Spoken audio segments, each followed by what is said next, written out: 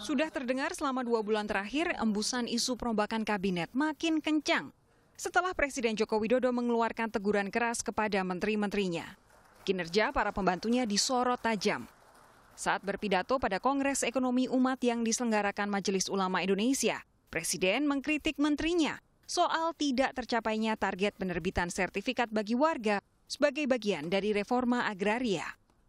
Posisi sekarang ini ada 126 juta bidang tanah yang baru disertifikatkan baru 46 juta sertifikat. Artinya masih 60% lebih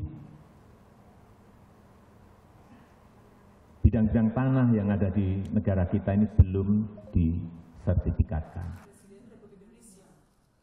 Dan sinyal-sinyal menggeser menteri yang gagal menunaikan tugas dari Presiden menyusul meluncur dari pernyataan Jokowi. Jadi Pak Menteri nggak pernah bertanya kepada saya, Pak, targetnya terlalu besar atau terlalu gede banget. Itu urusannya menteri. Tahu saya target itu harus bisa diselesaikan. Kalau memang tidak selesai, ya pasti urusannya akan lain. Bisa diganti, ya saya belak-belakan saja. Dengan menteri juga seperti itu. Bisa diganti, bisa digeser, bisa dicopot, dan yang lain-lainnya. Karena kalau tidak diberi target-target yang konkret, ya selalu sampai kapanpun, 126 juta, bayangkan, kalau setiap tahun hanya 400, akan berapa puluh tahun pensertifikatan ini bisa diselesaikan. Dan ini akan menyebabkan rakyat tidak bisa mengakses kepada permodalan. Lantas, benarkah isu perombakan ini benar-benar berdasarkan kinerja para pembantunya?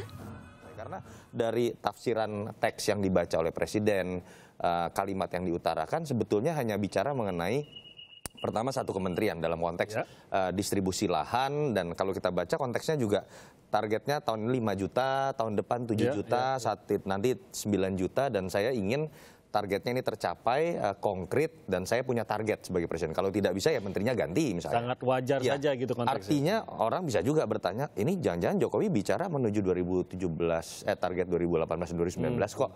Artinya tidak kekinian apa yang diungkapkan oleh sekarang begitu. Tapi pandangan berbeda ditawarkan pengamat politik dari Lingkar Madani untuk Indonesia. Sekalipun kelihatan Pak Jokowi membuat alasan-alasan yang terlihat objektif lah, misalnya kinerja, pencapaian, bla bla bla gitu. Pasti terkait dengan politik. Tapi menurut saya ada hubungannya dengan politik. Misalnya begini, bagaimana kita melihat posisi PAN di dalam kabinet, ya, tidak bekerja untuk memenangkan Pak Jokowi, masuk ke dalam kabinet di tahun 2016, kira-kira begitu, 2017, 2015 dia belum terlibat ya. Nah terus ketika terjadi guncangan politik yang begitu dahsyat terhadap Pak Jokowi, PAN tidak bersama dengan Jokowi. PAN justru berada di luar, seolah-olah mendorong gerakan ini untuk membesar ke arah Jokowi gitu. Nah pertanyaan sangat simpel, apakah Anda mau berteman dengan orang yang justru merongrong kekuasaan? Apapun alasannya, jika memang bakal ada perombakan kabinet, kita tentu berharap semua demi kinerja yang lebih baik sebagai upaya untuk melayani masyarakat dengan jauh lebih sempurna. Tim Liputan, Kompas TV.